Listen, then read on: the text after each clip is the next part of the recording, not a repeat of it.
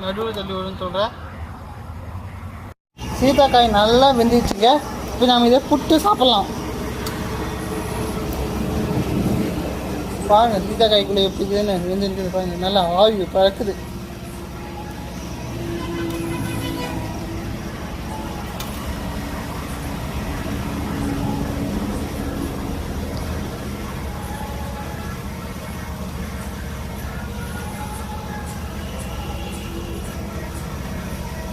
அருமையாக இருக்குதுங்க. இந்த டேஸ்ட்டுக்கு ஈடு நேல் வைங்க. சூப்பராக இருக்குது.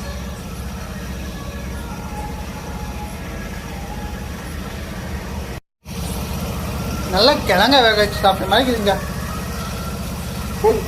சப்ஸ்கிரைப் பண்ண போகிறேன். எல்லாம் நம்பருக்கும் நன்றி. இந்த வீடியோ ஏதாவது முடிச்சுக்கேன். தேங்க்யூ ஃபார் வாட்சிங் திஸ் வீடியோ.